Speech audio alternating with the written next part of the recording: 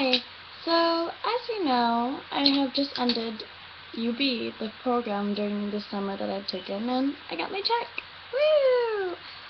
Now, whether I get to use that check, will all depend on the next matter of months. I'll talk about that later, or in the next video. But in this video, I'm actually going to talk about the experiences I had at the college. So, first up is small living spaces. So I got to go to plenty of campuses all over, and it was a very, very nice experience. And they showed us to the dorms, and we've noticed that a lot of these newer campuses have really nice big dorms, which is good. It's decent. And I was kind of surprised because they're huge. And when I went to the community college dorms, I thought those were huge. Community college dorms are seen to be as one of the smallest rooms that you can get because it's more affordable and it's designed for a huge community to put students in. So I guess that's good, right? Like, something I think that's so gigantic and huge is really the smallest thing. So if I actually go to a regular dorm, or if I actually stay in one, or if I get to visit yours, then I'll have fun, or be amazed, or have fun. I really loved my dorm, and you can see the pictures at the bottom of this post that I really took my time to actually customize it. Goes to my next point. There are two types of dorming students. There are one, the newbies, and then two, the nomads. So the nomads have moved and have experience just moving around dorms, and for them, they know what to bring that's the essential, and maybe some of them might actually bring TVs and know how to take care of all that stuff, but for the most part, they bring what they need. While the newbies, all scared because it's their first time away from home, bring every little thing they possibly can to make it look like their room. At least that's what I did. And as you can see, I kind of overdid it, because moving day was basically hell. I had way too much to carry, and when it comes to decorating, you gotta lower it, because for the nomads, they'll bring something that's foldable or easy to pack and easy to just carry along, instead of some gigantic cardboard poster that's like, how the hell am I going to carry all of this when I have like 7 other bags of luggage? So that also brings up my next point, to where I was pretty much an outcast a lot in this program. Just being a senior that isn't even really taking a college class, so I'm flunking with the rest of these sophomores and juniors. Not necessarily flunking with them, but I flunked to them, if that makes sense. So when I was in the halls, I would play screamo music, and everyone freaks out. Like, what the hell? And of course everyone freaks out. It's like everyone's listening to their R&B, their hip-hop, their alternative pop, the stuff on the radio, Taylor Swift, and I'm cranking up some unknown screamo demon band. I do that in the bathroom, I do that when I'm brushing my teeth, sometimes I even do that when I'm not gonna say that. So, a lot of the time my music choices aren't the same as other girls. And this is probably going to be a 10-minute video, by the way, so get comfortable. So,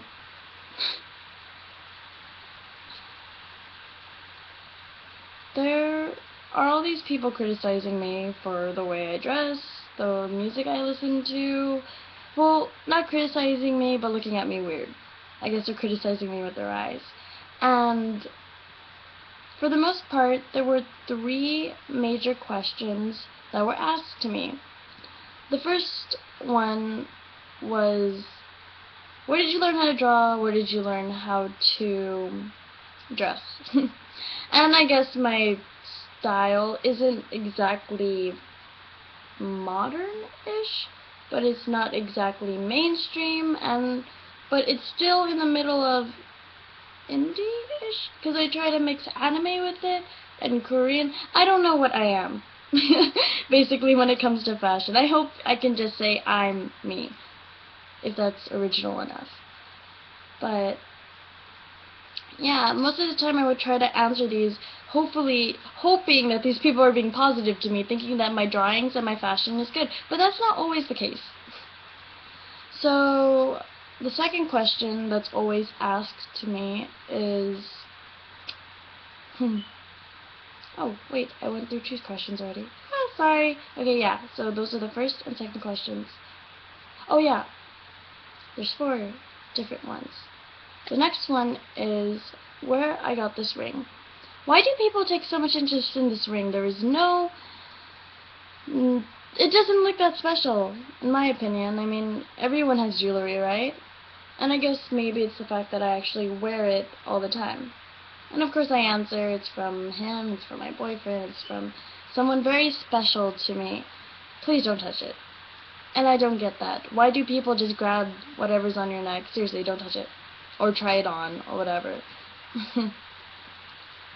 And, of course, the most very, very, very frequently asked question is, what happened to your arm? What is that? What is that? What is that? Yeah, it gets annoying. And, of course, I have to answer. I mean, I don't want to be rude, but I'm just very grateful that they're not asking me why don't you have your arm anymore? At least it didn't get chopped off or anything. I'm grateful for that. But questions hurt a lot. As an artist, I'm just very, very happy I still have my arm. Speaking of being an artist, I got my brushes! Which I'm very, very, very, very, very, very, very happy about. So these were very cheap, actually. I expected them to be at least $2 to $3, which is kind of cheap in the first place. But they were actually $1 each. And I am very happy because these are big bristle brushes, if you can get a clear view of them. And this one is actually very, very thick. I'm very happy now because I can make very thick strokes finally on a gigantic poster board if I wanted to. And yes, I've used them already. And these I got an 11 and 12 size, so now I could add a little bit more detail on bigger strokes. Having a brush, you need to understand the importance about this. It's like what a game controller is to a gamer, like a hardcore gamer. You need it. An artist can't paint without their brushes, and a gamer can't game without their controller. So yeah. Oh, another big thing I totally loved about this college, I'm already getting hot, was, well, basically the kids. There's something about them that made me so happy.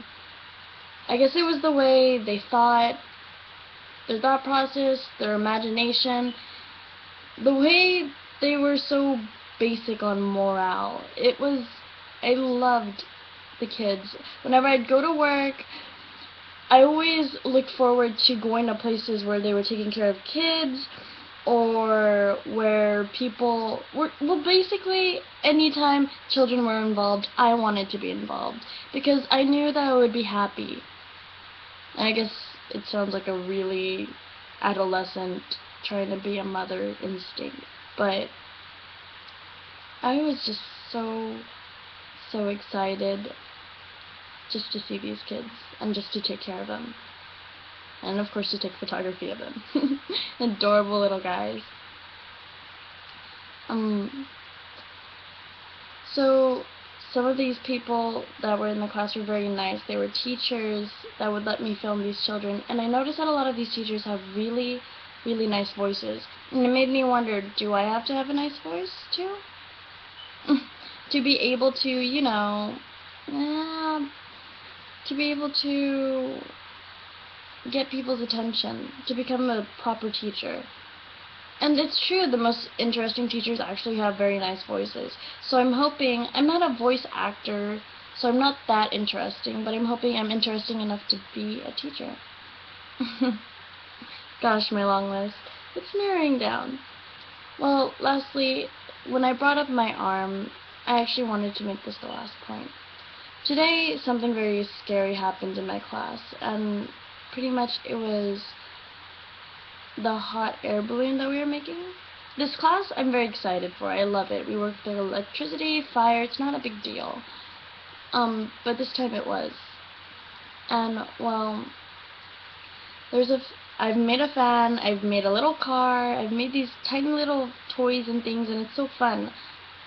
But this time was a hot air balloon, and it looked easy enough. I was just like, okay, it's just a paper hot air balloon. You just gotta let it fly up. Just the flame is not a big deal. But it was. Another group was actually coming. Oh no, after us. Our balloon just failed, so we were just like, oh, theirs is gonna fail too, hopefully. And as they were putting it near the flame, it actually caught on fire.